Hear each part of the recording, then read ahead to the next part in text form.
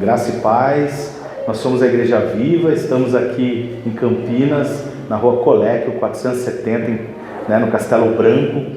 E nós, aqui, se você olhar, tem mais vídeos aí, a gente tem bastante vídeos, palavras que podem edificar a sua vida, palavra de Deus que pode edificar a sua vida, não palavra minha, mas palavra de Deus. Essa sim transforma, essa sim muda vidas, né?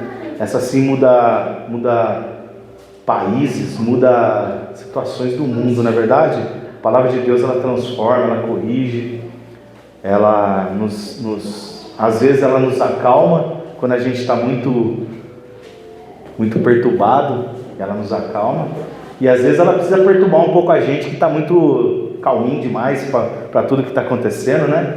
Então a Bíblia tem esse poder de nos temperar, de deixar a gente regulado, equalizado do jeito que a gente precisava. Que essa palavra fale no teu coração, que você possa fazer sentido para você.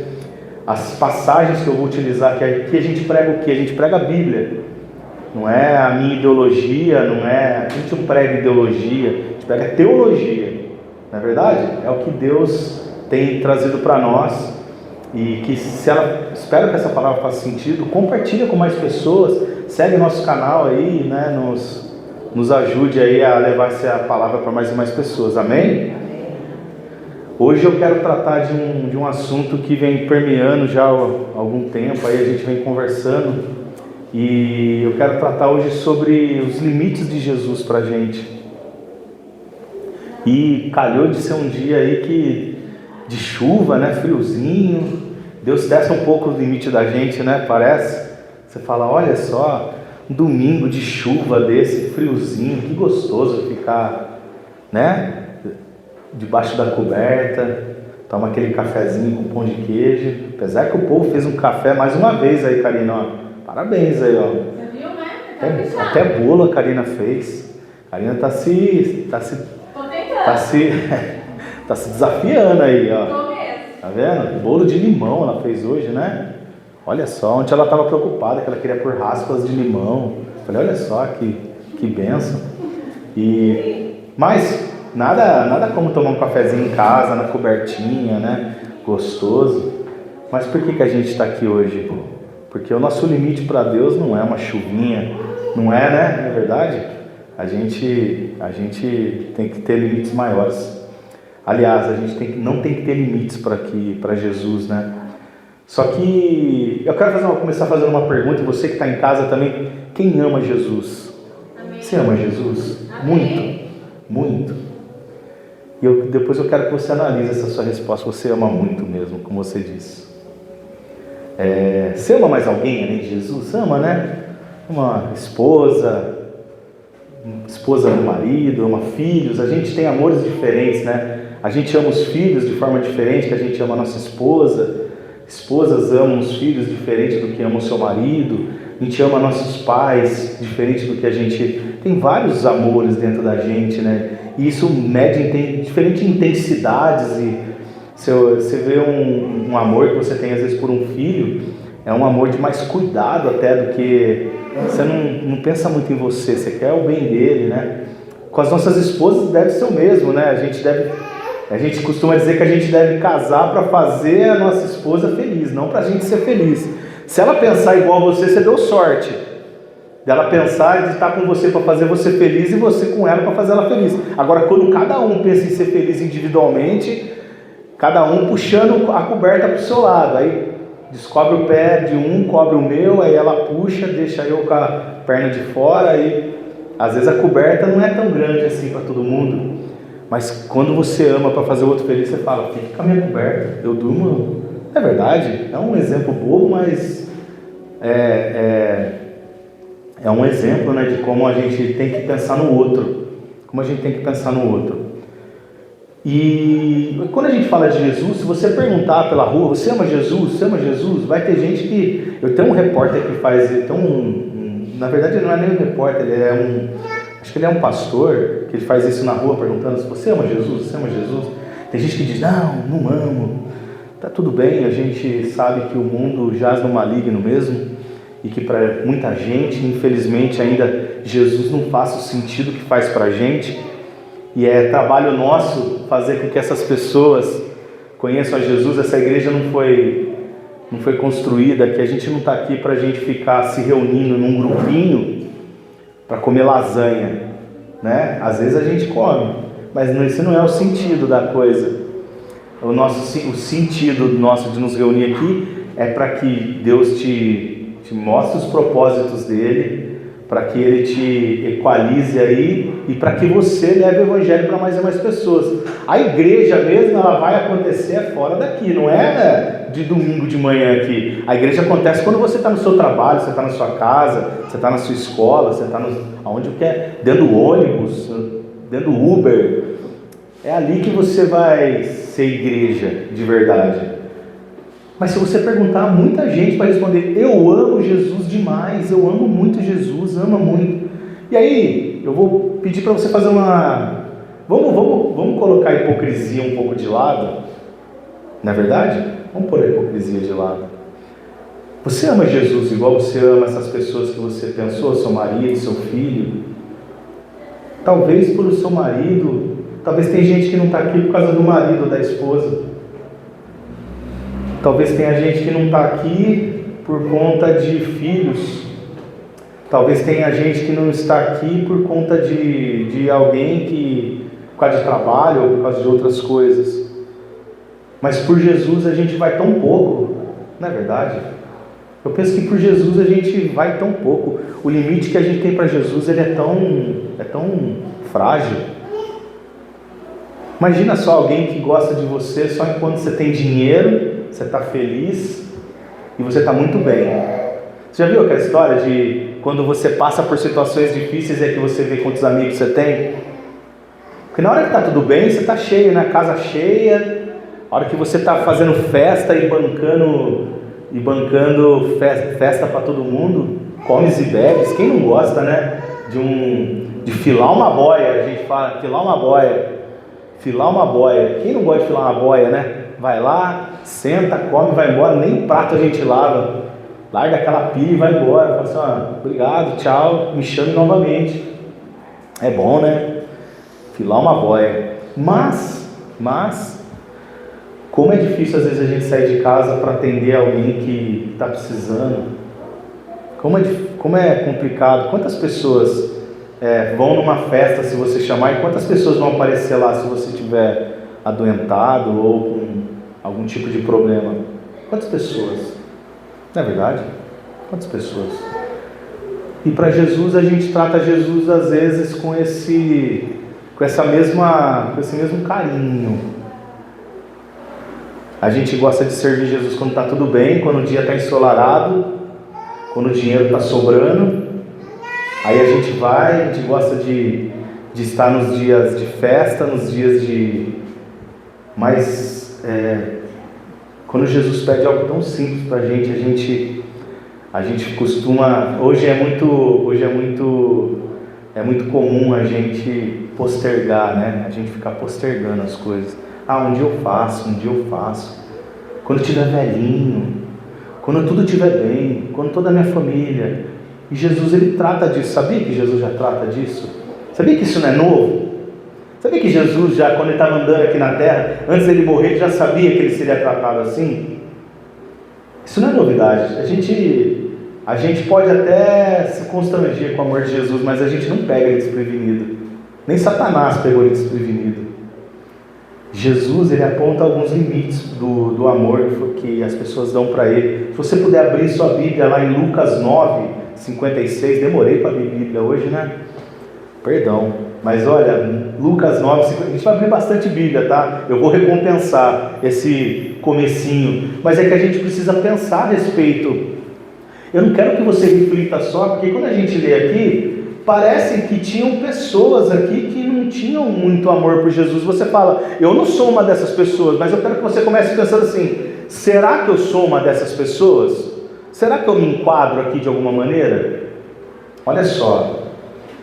E a Bíblia começa dizendo: e foram para outro povoado. Então Jesus e os apóstolos, caminhando, foram para outro povoado. Lucas 9, 56. Quando andavam pelo caminho, um homem lhe disse: eu te seguirei por onde quer que fores. Olha só que cena. Agora eu quero que você imagina comigo Jesus andando com os apóstolos, uma pessoa bate nele e fala: Jesus, eu vou te seguir onde quer que o Senhor vá, eu estou contigo. Que declaração forte, né? Ele nem sabia onde Jesus ia.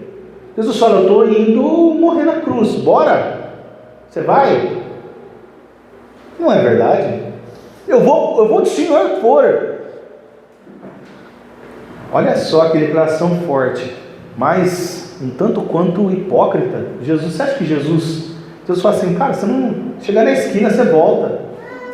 Na hora que você tiver que chegar a pegar o primeiro almoço que a gente come aqui, que a gente reparte às vezes um pouco de pão para cada um aqui, porque tem gente que acha que Jesus andava de carruagem, né? Que Jesus era levado nos ombros por anjos. Não, eles tinham que andar, bolha no pé, calor, sujeira, às vezes dormir no relento. Não é verdade? Ah, mas eu vou com o senhor onde o senhor... Mas hoje a gente vai dormir no meio do mato lá. Ah não, então eu vou começar amanhã. Mato não. Eu tenho minha caminha lá gostosa, cobertorzinho. Eu não vou dormir no mato. Não, mas amanhã a gente já vai estar bem longe, a gente não sabe nem o que a gente vai comer. Ah, Jesus, então, esse mês aqui não vai dar. Esse mês aqui eu estou meio ocupadão. Tá mó correria, né? Assim que a gente fala. Nossa, correria, mó correria. Não deu, uma correria. Aí, olha, continua. Jesus vendo isso, ele diz assim, ó. Jesus responde diante dessa cena linda: as raposas têm as suas tocas, e as aves do céu têm seus ninhos, mas o Filho do Homem não tem onde repousar a cabeça.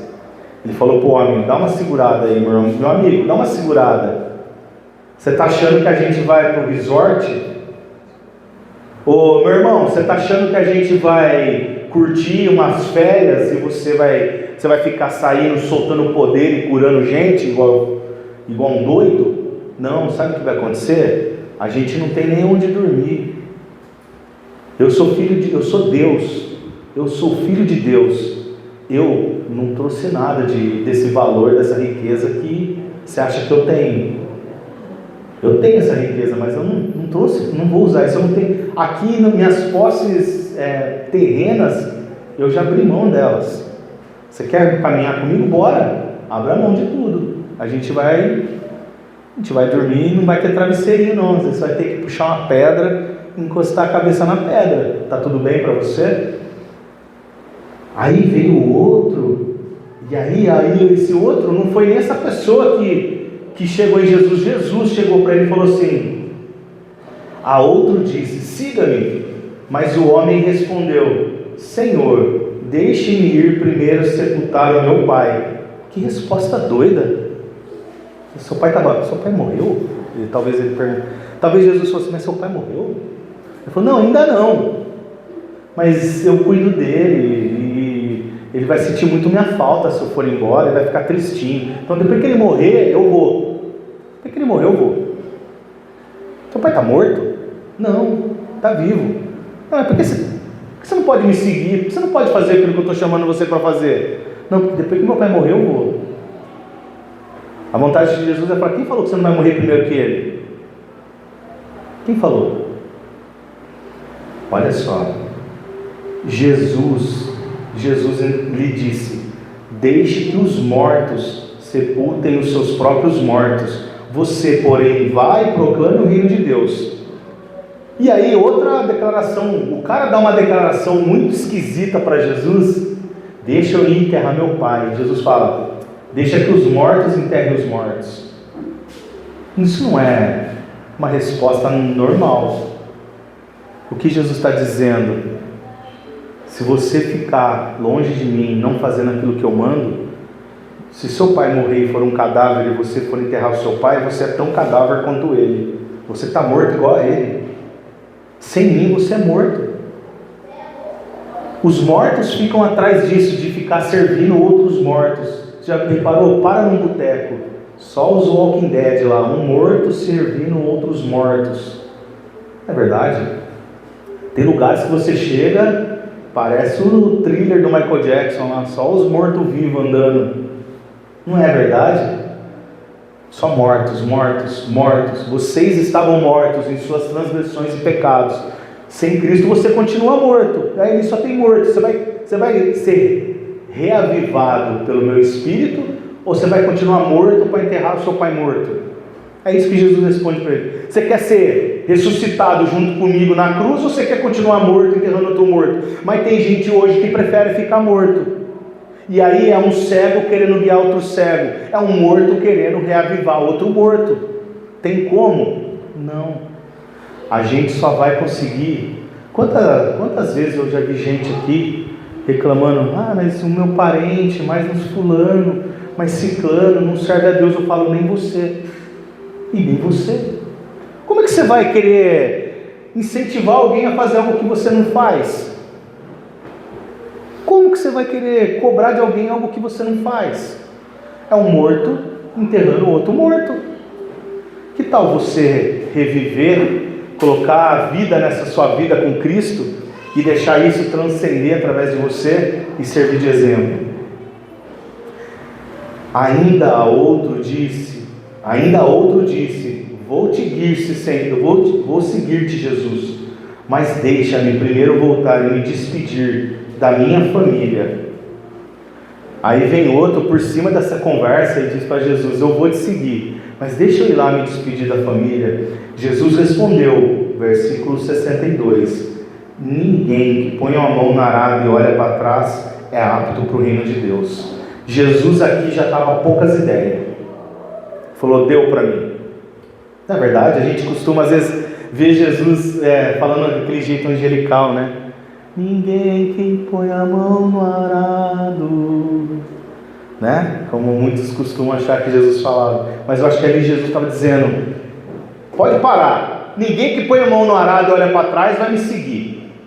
Ou você toma uma firme decisão. Está ligado o arado? Aquela ferramenta que vai no campo. A pessoa tem que estar olhando para frente, porque tem pedra, tem que desviar de tronco. E se você não olhar para frente, você vai fazer um arado todo torto. Então a pessoa tem que prestar atenção no que está fazendo. E assim, você não pode começar o arado e parar no meio, você tem que ir até o final do campo. Não é verdade? Mas não, ele está dizendo: você vai ficar na mão no arado e vai ficar olhando para trás para ver de onde você saiu? Então não pegue no arado, deixa que outro faça. Jesus está dizendo: se você não fizer, meu irmão, não tem problema, vai vir outro e vai fazer, mas desde que faça direito. E a gente vive numa sociedade de crentes que acham que vão fazer tudo de qualquer jeito para Jesus e está tudo bem, que Jesus é tão bonzinho, ele é tão legal, ele é tão bonzinho, que qualquer coisa que você fizer está bom. E ele fala: você lembrou de mim nesse dia de Natal, estou tão feliz com você, puxa vida. Você está com uma doença, você lembrou de mim? Que alegria! No seu dia de alegria você não lembrou de mim, mas hoje no seu dia de tristeza você lembrou. Que gostoso! Tem gente que acha que Jesus não tem sentimento, trata Jesus como se ele fosse uma estátua, sem sentimento. Você magoa quem você lembrou que você ama, e dessa forma que você magoa Jesus?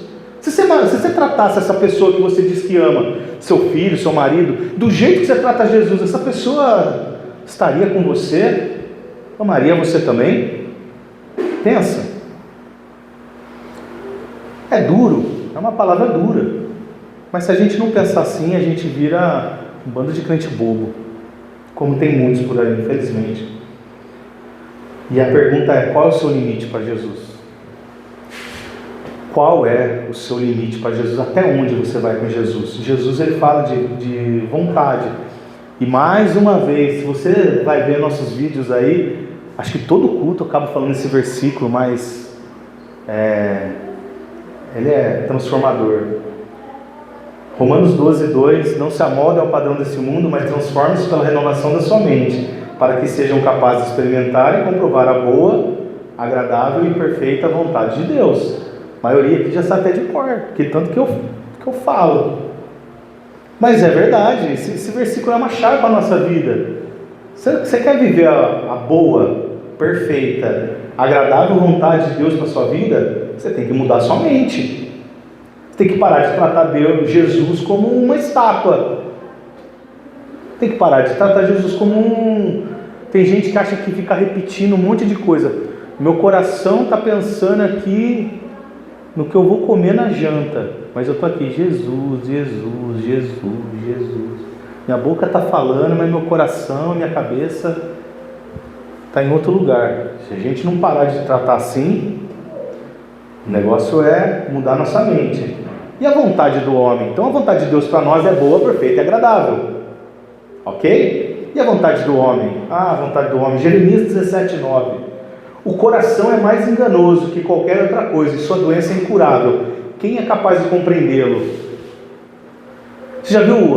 Tudo que o homem põe a mão parece que tem um pingo de corrupção. Sempre tem corrupção no meio. A gente consegue ver corrupção em lugares que não deveriam ter corrupção. Não é verdade? Em igreja era para ter corrupção, mas tem. Eu não estou aqui para ficar pinchando igreja, não. Mas tem, não tem? Associações de caridade tem corrupção. Tudo que tem homens ligados, por mais que pareça muito legalzinho, começa a pegar essa zona, começa a olhar a história dessa, ver quanta corrupção tem dentro desses lugares. Porque sempre no meio tem um que entra lá, todo mundo está pensando em ajudar, tudo, mas entra um lá e fala assim, eu vou me aproveitar disso. E aí começa. Porque o ser humano, ele tem essa tendência à corrupção, e a ser corruptível, e a corromper. E essa maçã estragada, essa laranja podre que entra lá, começa a estragar todo mundo. Começa a estragar os outros. Não é verdade? Romanos 8:5 diz assim, quem vive segundo a carne, tem a mente voltada para o que a carne deseja. Mas quem de acordo com o Espírito tem a mente voltada para o que o Espírito deseja? A mentalidade da carne é morte, mas a mentalidade do Espírito é vida e paz. A mentalidade da carne é inimiga de Deus, porque não se submete à lei de Deus, nem pode fazê-lo. Quem é dominado pela carne não pode agradar a Deus. Se você é dominado pela mente da carne, pela vontade da carne, você é morto. E aí você vai ser um morto enterrando outros mortos. E aí você não ama a Deus, o seu espírito, o espírito que dá vida não está em você. Por mais que você esteja na igreja, por mais que você seja não sei o que, as pessoas vão buscando cargos e cargos, né? Apostólicos, querubínicos, e vão querendo cada vez ser mais santos.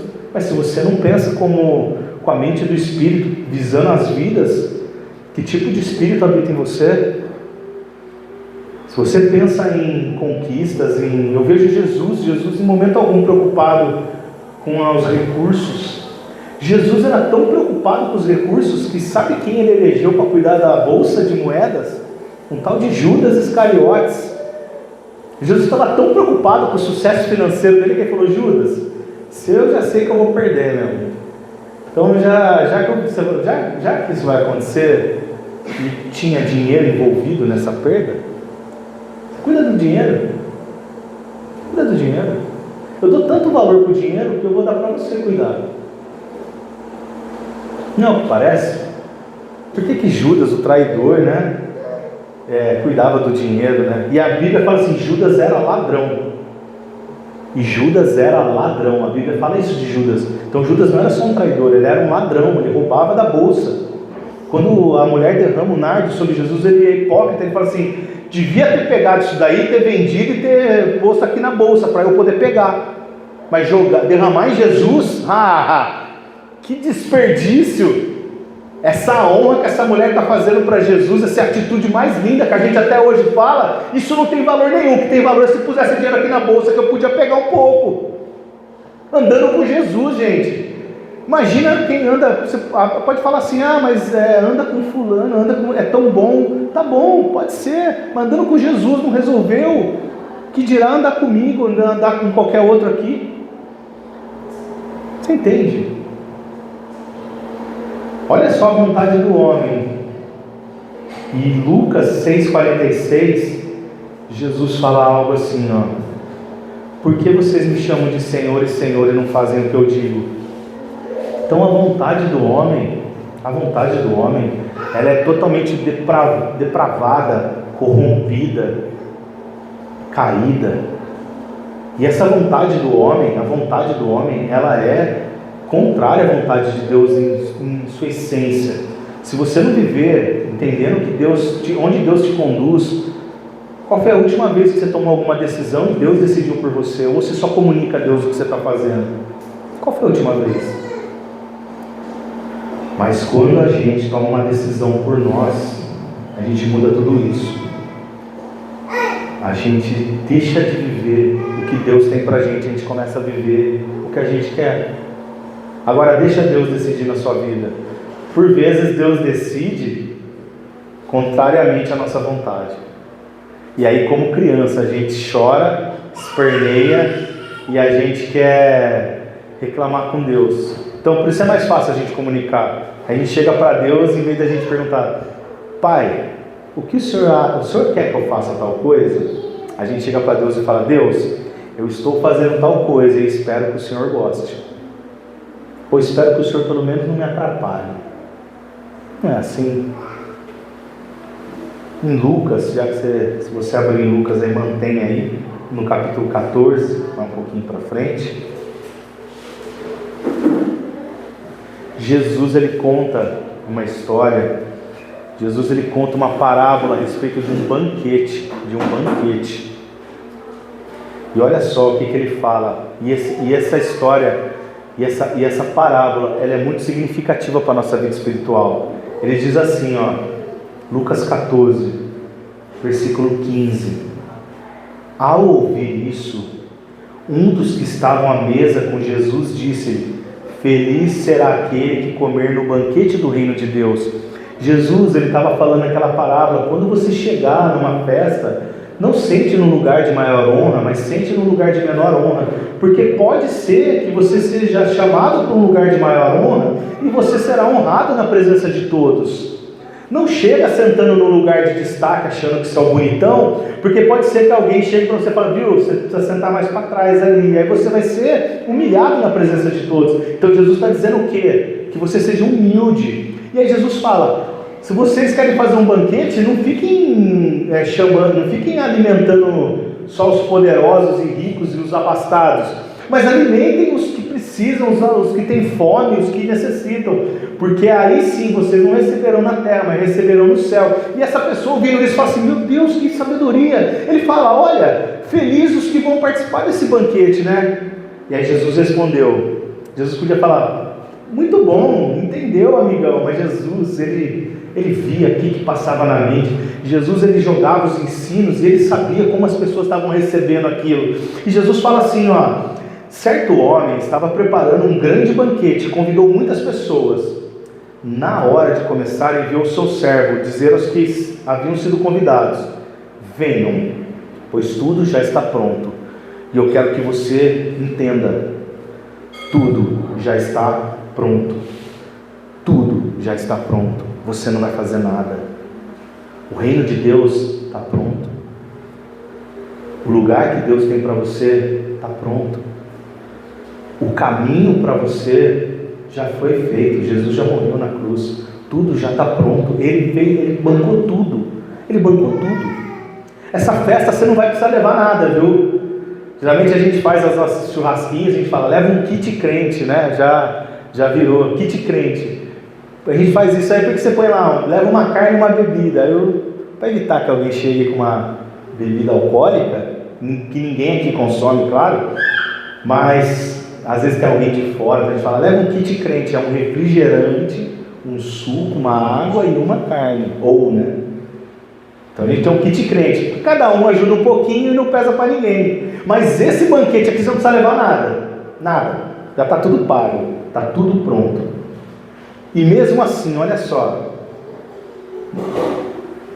na hora de começar, tudo já está pronto. Versículo 18. Mas eles começaram um por um a apresentar desculpas. O primeiro disse: acabei de comprar uma propriedade e preciso vê-la. Por favor, desculpe-me. Olha só, o banquete está pronto. O servo sai para convidar as pessoas que foram chamadas. E aí a primeira pessoa diz assim: acabei de comprar uma propriedade, preciso de vê-la. Por favor, desculpe-me. Aí eu quero que você pense uma coisa com você. Quem é que compra uma propriedade sem ver? Quem compra uma propriedade sem ver? Olha, tem uma terra lá em Cerquilho que... manda o Pix aí. Não vou nem ver. É um barranco. Um barranco cheio de pedra e cupinzeira. E aí? Não é? Quem compra uma terra sem ver? Será que nessa época que ninguém era inteligente o suficiente? Claro que Jesus está contando uma desculpa esfarrapada. A terra aqui é a desculpa das posses. Como que eu vou servir a Deus se eu tenho que tocar meu negócio? Como que eu vou servir a Deus se eu trabalho? Como que eu vou servir a Deus se eu tenho responsabilidade? Como é que eu vou servir a Deus se eu estou tão cansado do meu trabalho da semana? Como que eu vou servir a Deus se eu preciso, sei lá, cuidar da minha casa? Domingo é o dia que eu limpo minha casa, eu não posso ir na igreja, tá bom? Porque domingo é o dia que eu limpo minha casa. Domingo é o dia que minha família vem para cá, então eu não posso. Desculpa das posses. Outro disse, aí acabou por aí? Não, Jesus conta. Outro disse: acabei de comprar 5 juntas de bois e estou indo experimentá-las. Por favor, desculpe-me. Aqui é a desculpa das ocupações, dos trabalhos. Hoje a gente vive numa sociedade que está todo mundo na correria, ocupado. Está todo mundo tendo problemas de estresse. Estresse é um mal do nosso século, né? Estresse, de tanto trabalho, de tanta pressão que a gente sofre nessa sociedade moderna. Antigamente a gente tinha menos coisas, mas a gente não tinha tanta pressão. Hoje a gente tem mais coisas disponíveis, a gente tem acesso a muito mais coisas, mas tudo isso é um preço muito caro a nossa sanidade mental. Se você não vigiar, você endoida. Mas olha só, desculpa das atribuições, eu não posso, eu estou muito corrido, eu estou com muita correria, Eu te pergunto, Jesus, algum dos apóstolos que andava com Jesus estava debaixo de uma árvore, deitado numa rede, bebendo água de coco? Todos eles estavam ocupados, alguns eram pescadores, outros eram cobradores de impostos. Jesus nunca parou debaixo de um coqueiro lá e falou: ô meu rei, né? Não teve isso. Estavam todos ocupados e eles abriram mão das suas ocupações para seguir Jesus. E quantas coisas maravilhosas. Você imagina ser um dos apóstolos de Jesus e ver tudo que esses homens viram? Que coisa que não foi? Você trocaria para poder estar lá e ver tudo que eles viram? Você imagina Jesus curando um leproso? Aquela pessoa chegando toda destruída, pedaços caindo, a pessoa sofrendo, a pessoa destruída espiritualmente, fisicamente. Jesus, com uma palavra, aquilo caía como cinza e a pessoa ficava inteiramente curada. Você imagina Jesus curando um coxo, um aleijado, Jesus fazendo um cego voltar a enxergar, você poder ver aquelas coisas. Imagina no Monte da Transfiguração, Pedro, Tiago e João vendo Jesus, Elias e Moisés, que eram figuras históricas dentro é como se a gente hoje pudesse encontrar Paulo. Eram figuras históricas da religião deles, e eles vendo Jesus em sua forma transfigurado. Olha só quanta coisa esses homens não viram, mas eles precisaram abrir mão das ocupações. Talvez Pedro podia continuar pescando lá, que divertido que essa é a vida dele. Pedro, o pescador, a gente nem sabia que ele existia, mas Pedro, o apóstolo, a gente sabe quem é. Ele gravou o nome dele para toda seu legado. Até hoje a gente fala dele, até hoje. E assim os demais também abriram mão das suas obrigações terrenas para viver suas obrigações espirituais. Mas às vezes o nosso limite é as nossas obrigações terrenas. As nossas obrigações terrenas estão à frente das nossas obrigações espirituais. O que a gente quer construir nessa terra é muito mais importante do que a gente quer construir no reino de Deus. Sendo que o que você construir nessa terra vai passar, mas no reino de Deus é eterno. Não deveria ser ao contrário? desculpa. Não deveria ser o contrário. Eu não estou preocupado se a gente vai aumentar essa igreja, se vai pôr mais muro, mais... Não é essa a minha preocupação. Eu quero saber cadê o povo do bairro? Cadê as vidas aqui dentro? Se essa for a minha motivação, eu estou pensando no reino. Porque as vidas vão para o reino, mas o prédio não vai. O que é importante? É o prédio ou as vidas? São as vidas. As vidas são parte integrante do reino, o prédio não. Ou nós não vamos viver um novo céu, uma nova terra com Cristo? É novo. Então esse prédio vai ser novo, vai ser outra coisa. Tudo novo. Mas as pessoas amam. As pessoas passam com Jesus. Outro disse: acabei de casar, 20, por isso não posso ir. Então a gente terceiriza a nossa desculpa para outras pessoas. Não dá, porque meu marido não vai, minha mulher não vai, meu filho não vai, minha filha não vai, meu tio não vai, minha família não vai, eu não tenho... Lá. E aí é um morto enterrando o outro morto. O que está faltando? Se a gente precisa se libertar disso. Nós queremos ser porta de entrada de bênção para nossas famílias, mas eles não vão entrar para essa porta se a gente não entrar. Se a gente não estiver segurando a porta aberta para que a nossa família entre, acabou, a porta fechou para mim e para todo mundo, está todo mundo fora, e é uma família de mortos enterrando mortos. Então a gente persevera. Você quer ver sua família toda ganha para Jesus? Pois permaneça firme. Não deixe essa porta fechar. Qual que é o seu limite? Ah não, eu vou parar de servir porque meu marido não quer mais, ou porque minha mulher não quer mais, ou porque... Vou dar uma segurada. Quanta gente às vezes tenta jogar cal na gente, né? Para matar a gente, para enterrar nossos sonhos. As pessoas, André, isso daí, esse negócio de igreja não vai te levar a lugar nenhum. Quantas vezes eu já ouvi isso? Quantas vezes? Se um de vocês, for para o reino, por conta do que foi ministrado aqui, já valeu. Já valeu. Mas se eu olhar com olhos natural e terrestre, terreno,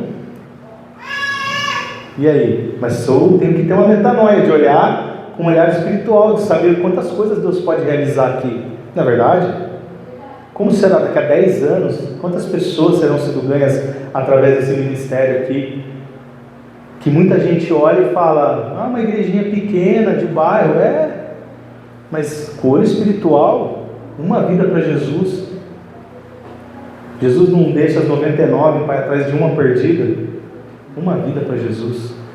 Imagina quantas, se a gente tivesse esse olhar de deixar de ser crente nominal, quantas vidas a gente alcança. Mas se a gente tiver sempre a barreira do limite, a gente não vai alcançar ninguém. Limite. Acabei de me casar, não posso ir. Acabei de comprar um terreno, não posso ir. Você acha que as desculpas que o pessoal conta para você para não estar aqui hoje é novo? Roda, é as mesmas coisas. Talvez tem gente que você gostaria que estivesse aqui, não estão aqui, porque eles... eu acabei de comprar um terreno, eu acabei de me casar, eu acabei de... Jesus assim, tá bom. O servo voltou e relatou isso ao seu senhor. O que acontece quando as pessoas dizem não? O que acontece quando as pessoas dizem desculpas esfarrapadas? O que Jesus faz? Aí eu quero que você entenda, porque não acaba aqui. Jesus não faz de novo um convite e manda pintar de ouro, entrega para as pessoas e promete que eles vão ser mais que vencedores, e fala: se vocês vierem, servo, vai lá e diga para eles que eles serão mais que vencedores. Vai lá e promete para eles que vai ter churrasco, promete para eles que eles vão sair daqui com um brinde, e eles vão trocar de emprego, e eles vão se libertar. É isso que o povo faz hoje. Eu faço o convite. Talvez se eu fizesse aqui um culto do enriquecimento, talvez tivesse lotado aqui. Talvez tivesse gente saindo lá para fora. Tinha que dar senha. Não é verdade? Mas Jesus faz isso aqui. Jesus faz o culto da vitória, ou fogueira santa, ou o que quer que seja aqui, para que esses convidados venham e tenham interesse na festa dele? Não. O que ele faz? Ele fala assim, o servo relatou e voltou e disse isso ao seu senhor. Então o dono da casa que está fazendo esse banquete, irou-se. Você tem noção do que é um Deus irado, com a recusa e com a desculpa esfarrapada? Imagina Deus ouvindo isso e falando: você está pensando que você está falando com um menino? E ordenou ao seu servo: vá rapidamente para a rua e para os becos da cidade, e traga os pobres, os aleijados, os cegos e os mancos, que somos nós. Quem está aqui hoje? Os menos prováveis. Os menos prováveis de Deus. Quem está aqui hoje? Os menos prováveis de Deus. Quem está aqui hoje? Aqueles que precisam da graça e da misericórdia de Deus. Amém? Quem está aqui hoje? O servo vai lá e busca os necessitados, vai lá e busca aqueles que não estão nessa lista. Talvez eu e você, a gente não estivesse nessa lista. Disse o servo: o que o Senhor ordenou foi feito, e ainda há lugar, ainda há lugar, ainda há lugar. Amém? Então o Senhor disse a seu servo: vá pelos caminhos e valados e obrigue-os a entrar, para que a minha casa fique cheia. Para que minha casa fique cheia. Ainda há lugar, e a casa do Senhor, ela vai ser preenchida. E isso depende de mim e de você. Nós, os menos afortunados, nós que talvez não estivéssemos com o nosso nome na lista, nós que éramos os menos prováveis, Deus que já financiou todo esse banquete, Ele fala para o servo: vai lá, e essa casa vai ser cheia, e todos eles estarão aqui. E todos eles estarão aqui. Eles não vão chegar aqui como indesejáveis. Eles serão aqui, serão tratados como filhos, e participarão desse banquete. Amém? Eu lhes digo, nenhum daqueles que foram convidados provará do meu banquete. E aí um Deus irado diz: mas aqueles a quem eu chamei primeiro e me contaram desculpinhas esfarrapadas e me trataram como um menino, esses que me trataram como um menino bobo, esses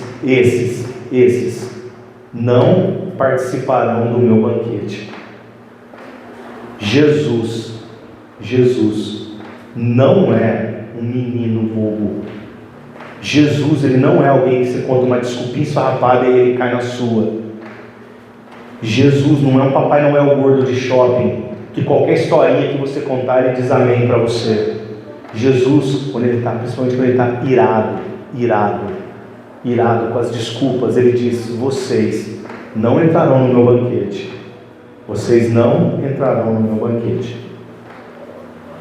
Uma grande multidão ia acompanhando Jesus. Este, voltando-se para ela, disse: uma grande multidão que acompanhava Jesus ouviu-lhe dizendo isso. Eles pensavam que Jesus ia dizer: está tudo bem, quem não veio vai ter segunda chance, terceira chance. Jesus disse: não, se alguém vem a mim e ama o seu pai, a sua mãe, a sua mulher, seus filhos, seus irmãos e irmãs, e até sua própria vida mais do que a mim, não pode ser meu discípulo. E aí não tem enigma nenhum. Você fala assim: o que essa parábola de Jesus dessa festa quer dizer? Será que ele tem gente que gosta de pegar a parábola de Jesus e transformar isso num enigma? Olha, eu consegui decifrar aqui, Jesus estava dizendo dos cavaleiros do Apocalipse. Esquece essa ideia. Jesus vai falar assim: deixa eu falar uma coisa para você entender direitinho, meu irmão.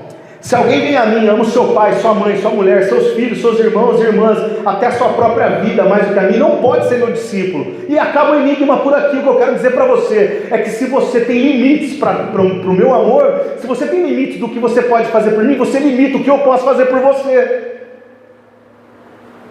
Me ajuda a te ajudar, resumindo, me ajuda a te ajudar.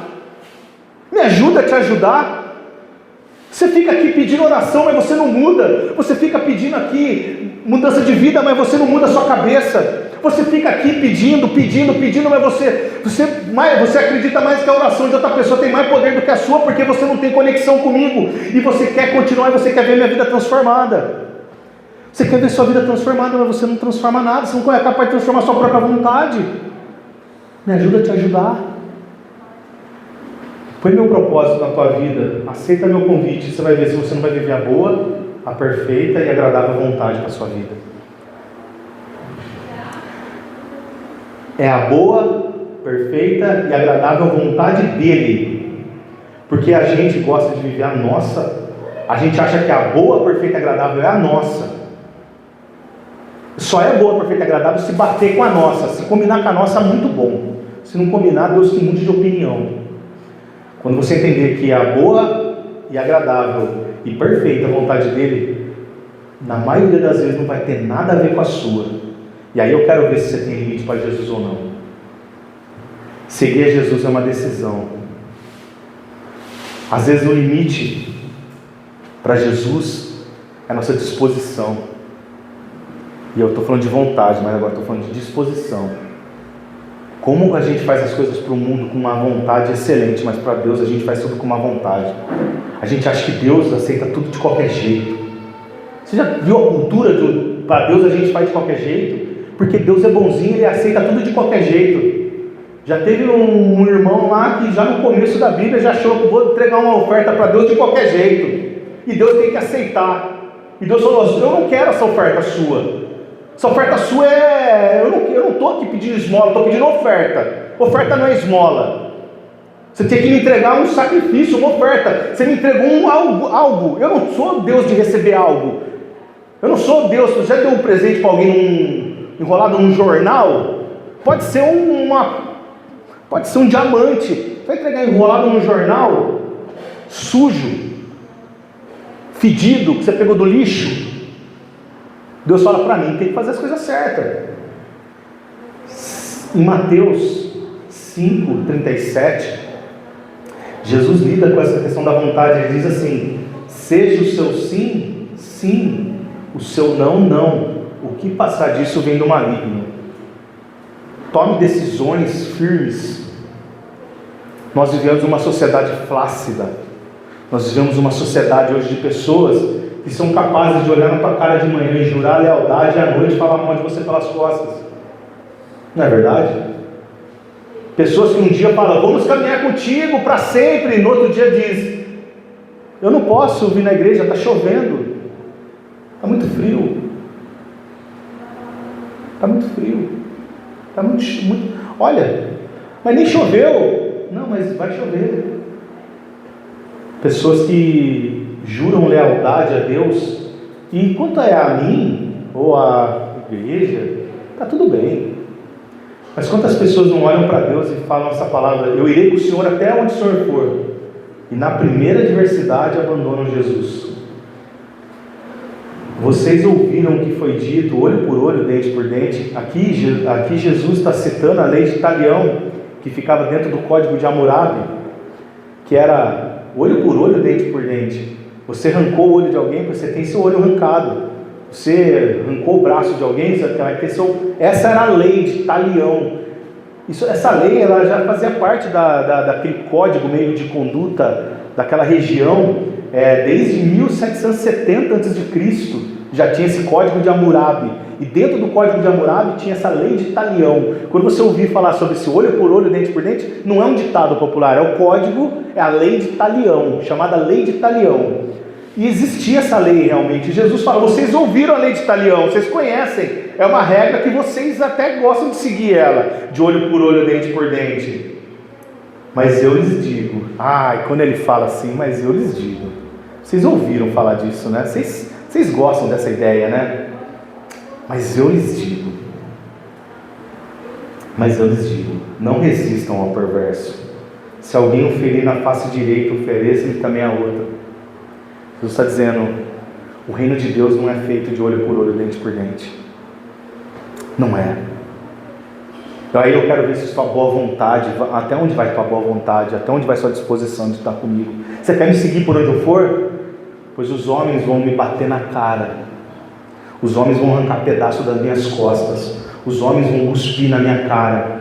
Eu vou curar, trazer palavra, libertação, salvação, amor. Eu vou trazer cura. Mas eles vão dar o que para mim de pagamento? Cuspe na cara. Vão me chamar de bandido. Vão escolher a Barrabás no lugar de mim. Vão me colocar no madeiro. Vão pregar minhas mãos e meus pés. Vão colocar uma coroa de espinhos na minha cabeça. Eu vou andar seminu pelas ruas, mostrando as minhas partes íntimas. As pessoas vão rir. Eu vou ficar tão desfigurado que ninguém vai nem me reconhecer, nem minha mãe vai me reconhecer. Eles vão colocar um pano sujo com vinagre e vão enfiar na minha boca.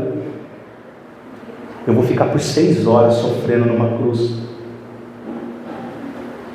Você quer o olho por olho, dente por dente? Porém, não é assim. Os que vão me ferir no rosto, me cuspir, sabe o que ele vai falar na cruz? Pai, perdoa, eles não sabem o que eles fazem. Pai, perdoa eles.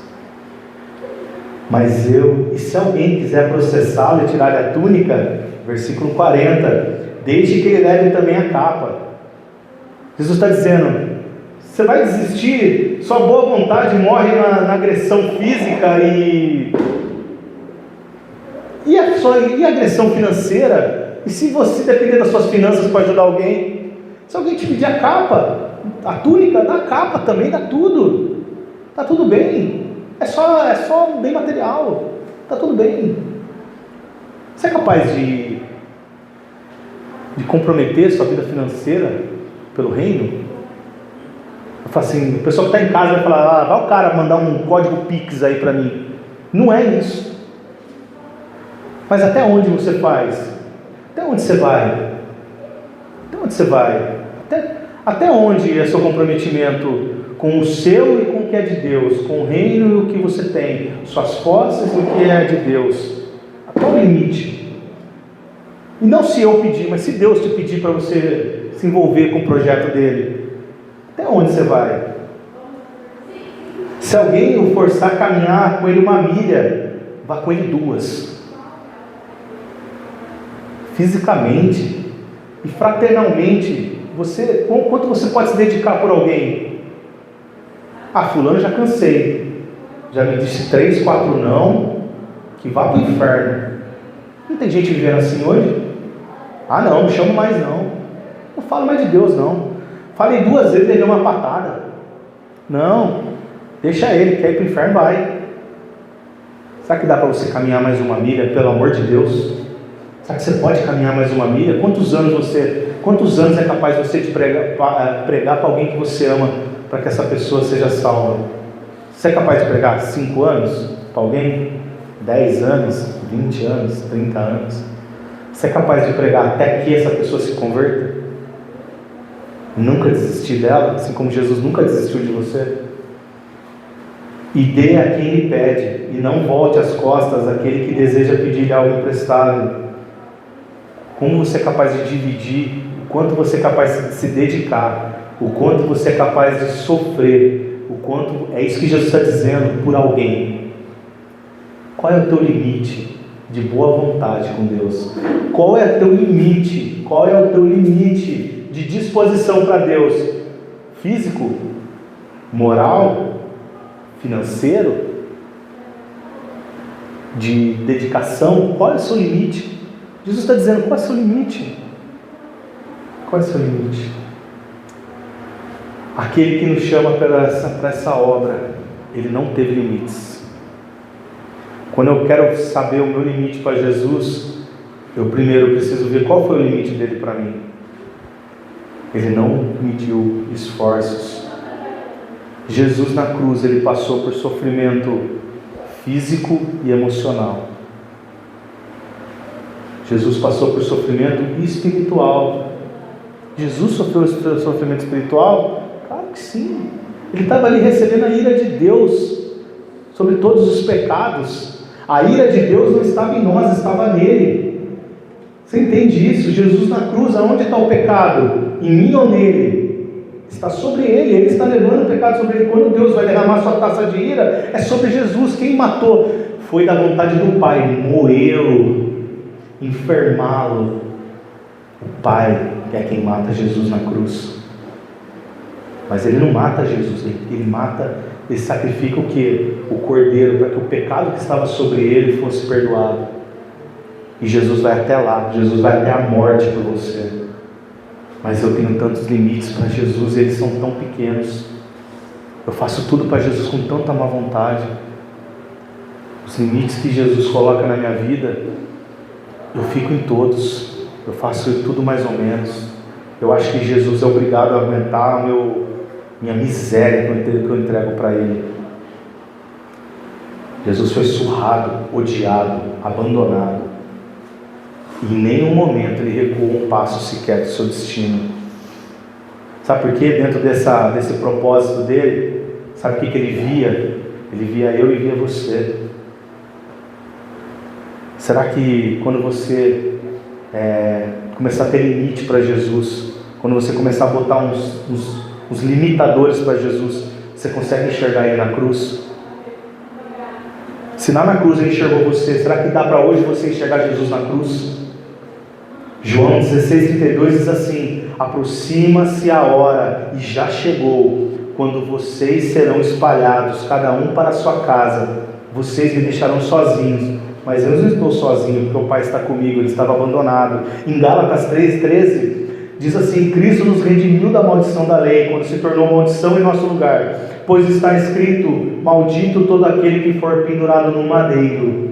Jesus se faz maldito em nosso lugar. E João 16,33 diz assim: eu lhes disse essas coisas para que vocês em mim tenham paz. Neste mundo vocês terão aflições, contudo tenham ânimo. Eu venci o mundo.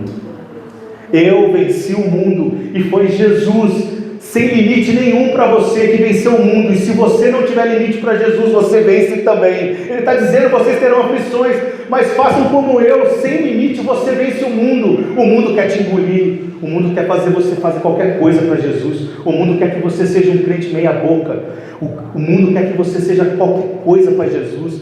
Talvez você tenha uma placa, você tenha um crachá de crente, mas dentro do seu coração você é mais podre que qualquer mundano que está por aí, e é um morto criando mais mortos, e é gente morta pregando para gente morta.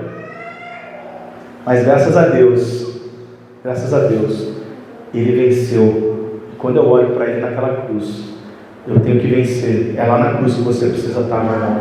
Fica de pé no teu lugar. É lá naquela cruz que você precisa estar. É lá naquela cruz aonde os seus limitadores serão quebrados. Quanto custa a gente se dedicar por alguém? Como que a gente faz? Como que a gente faz para alcançar alguém? Como que faz para nós, humanos caídos, continuarmos firmes e não desistirmos? Como que faz para a gente ser recebido por Ele um dia? E a Bíblia diz que Ele vai nos receber com um abraço, dizendo: servo bom e fiel, venha para o descanso do seu Senhor. Eu quero dizer para você que se você tiver limites para Jesus, você nunca vai ser um servo bom e fiel. Servo bom e fiel não tem limite. Servo bom e fiel faz o que Deus manda. Por que me chamam de Senhor, Senhor, se não fazem aquilo que eu mando?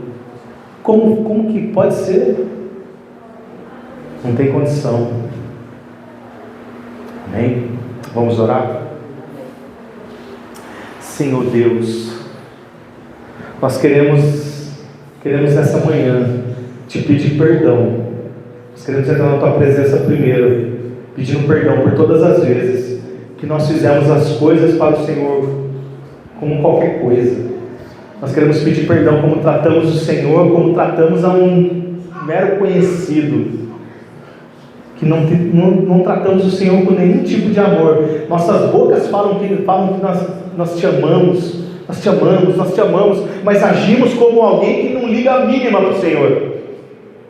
Perdão por todas as vezes, Pai, que nós tratamos o Senhor como qualquer um. O Senhor não é qualquer um. O Senhor é o Rei dos Reis, Senhor dos Senhores. O Senhor é o meu Senhor e meu Salvador. O Senhor é aquele que morreu por mim naquela cruz.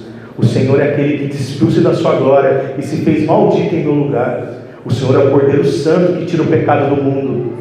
Eu não posso tratar o Senhor, eu não posso ter limites para o Senhor. Eu não posso tratar o Senhor como eu trato as coisas mundanas, como eu trato o meu trabalho. Ao contrário, eu tenho que tratar o Senhor melhor do que tudo. Eu tenho que tratar tudo como eu trato o Senhor, para que as pessoas vejam que a minha vida reflete a tua luz. Eu tenho que ser luz onde quer que eu esteja, mas para isso eu preciso olhar para o Senhor, eu preciso estar perto do Senhor, porque eu não tenho luz própria, eu reflito a sua luz. E se eu tenho limites para o Senhor, que tipo de luz eu sou? Se eu sou apenas trevas sem o Senhor. Senhor, nós queremos te pedir perdão por todas as vezes que tratamos o Senhor como qualquer coisa. Pai, pedimos que o teu Espírito Santo nos traga à mente toda vez o Senhor, o que o Senhor fez por nós. Nós não podemos esquecer em momento algum de que nós precisamos ter nossa mente transformada, mas para isso nós não podemos esquecer do que o Senhor fez por nós. Pai, nos traga à mente. Nós não somos igreja aqui, nós somos igreja em nossos trabalhos, em nossas casas, em nossas conduções, em nossos dias e dias, em nossos vizinhos. Nós somos igreja aonde as pessoas estão nos vendo e vendo sua luz refletida, nos faça lembrar disso fora daqui. Ser crente só aqui na igreja é fácil. Nós queremos ser crentes em nossas casas, nós queremos refletir a tua luz a mais e mais pessoas. Nos ajuda, Pai, para que mais pessoas estejam aqui buscando o Senhor em espírito e verdade. Nós não queremos viver momentos, nós queremos ter uma vida com o Senhor, uma vida, uma aliança com o Senhor para toda a eternidade, para que nós estejamos do Senhor e estejamos os dois juntos ao Pai. Faça isso conosco, por favor, Senhor, e nos perdoa por todas as vezes, Pai, que não te amamos como deveria. Queremos aqui como igreja declarar que nós não temos limites para o Senhor. Faça o que o Senhor tiver que fazer aqui nesse meio. Nós não temos limites para o Senhor, nós queremos viver a tua boa, perfeita e agradável vontade, Pai. Em nome de Jesus, amém e amém. E você que está em casa, se você nunca fez essa oração, faça essa oração junto comigo. Entregue sua vida para Jesus, mande esse vídeo para mais e mais pessoas, acompanhe os demais vídeos que tem aí, que essa palavra faça sentido e te abençoe em nome de Jesus, amém?